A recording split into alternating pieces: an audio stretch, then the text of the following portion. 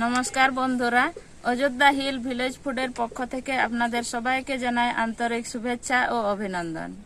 এই প্রচন্ড গরমে হয়তো আপনারা খুব ক্লান্ত বোধ করছেন, তাই আমি শরীরকে ঠান্ডা রাখতে আপনাদের সঙ্গে নিয়ে এসেছি এক নতুন আঙ্গিকের রেসিপি। বন্ধুরা, আমি আপনাদেরকে এই শাকের রেসিপি দেখাবো। এই শাকের রেসিপি দেখাবো।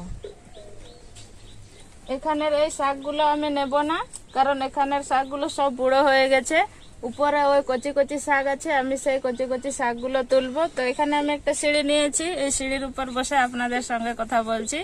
তো এবারে উপরে চলে যাব তুলতে।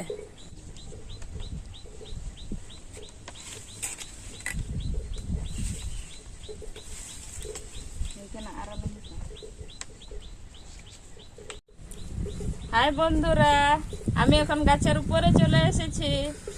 এই যে আমি এখন এই কচি কচি শাকগুলো তুলবো।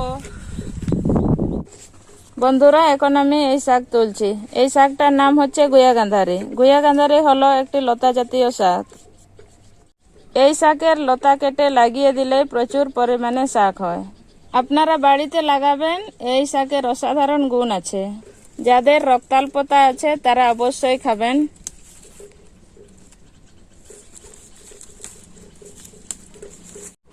যে কোনো ব্যথার জন্য এই শাক চাটনি করেও আপনারা খেতে পারেন।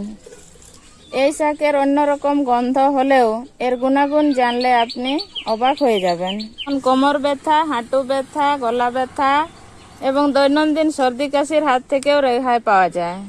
যদি আপনি সকালে একটু বেটে খান, তাহলে পুরনো কাশি সেরে যাবে। ছোট বাচ্চাদের যারা কোনো কিছু খেতে পারে না, তাদেরকে এই পাতার রস একটু চেটে দিলে সর্দি কাশি তাদের সেরে যাবে। শাক আমার তোলা হয়ে গেছে, এই যে দেখুন। এবারে চলে যাব রান্নার কাছে।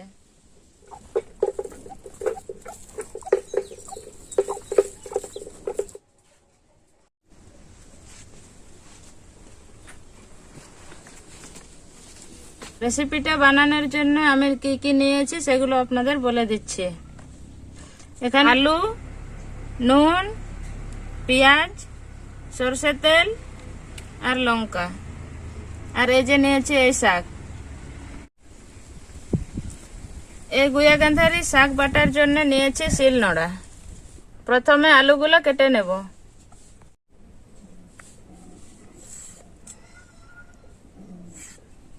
এই যে ছোট ছোট টুকরো করে কেটে নিয়েছি।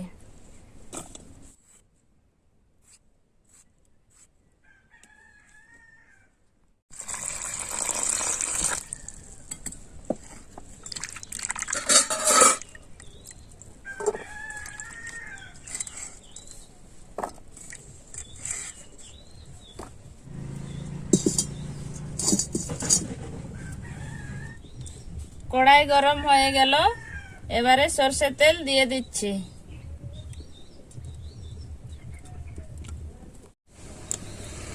এখানে তেলটা আমার গরম হয়ে গেছে, দিয়ে দিব লঙ্কা কুচি,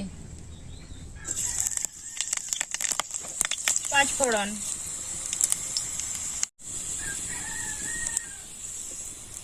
এখন দেব পেঁয়াজ কুচি।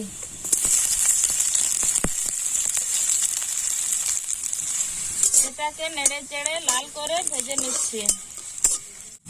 লাল করে ভাজা হয়ে গেছে, এবারে আলুগুলো দিয়ে দেব।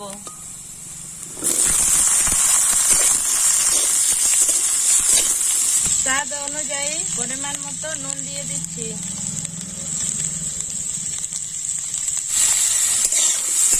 আলুগুলো ভাজা হয়ে গেছে, এবারে জল দিয়ে সিদ্ধ করে নেব।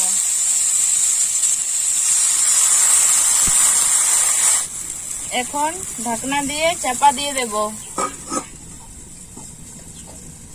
শাকগুলো আমি ধুয়ে পরিষ্কার করে নিয়েছি, এখন আমি এগুলোকে বাটবো।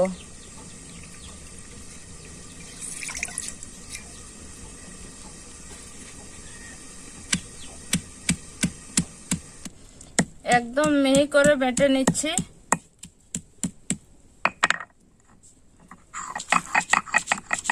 আপনাদের যাদের শিলনোড়া নেই তারা মিক্সার মেশিনেও গুঁড়ো করে নিতে পারেন।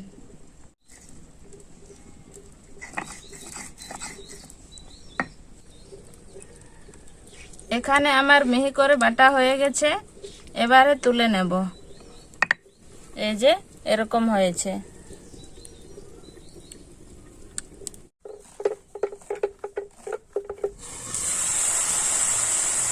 গুয়া গান্ধারি শাক বাটতে বাটতে এদিকে আমার আলু সিদ্ধ হয়ে গেল। আলুগুলো আমার এরকম ভাজা হয়ে গেছে, সিদ্ধ হয়ে গেছে। এখন এই সময় দিয়ে দেব গুয়া গান্ধারি বাটা। এই বাটা দিয়ে এখন ভাজা ভাজা করে নেব।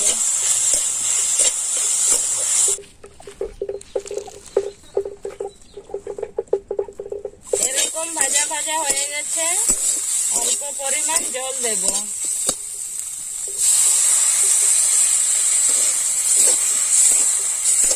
তৈরি হয়ে গেল আমার রেসিপি। এবারে নামাবো।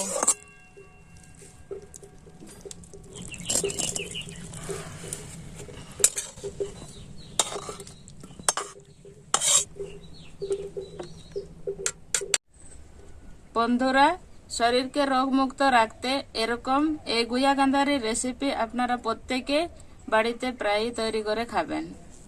এই রেসিপিটা যদি আপনাদের ভালো লাগে তাহলে লাইক, শেয়ার, কমেন্ট করবেন আর পাশে থাকা বেল আইকনটি প্রেস করবেন, যাতে পরবর্তী ভিডিও আপলোড করার সঙ্গে সঙ্গে আপনারা পেয়ে যান।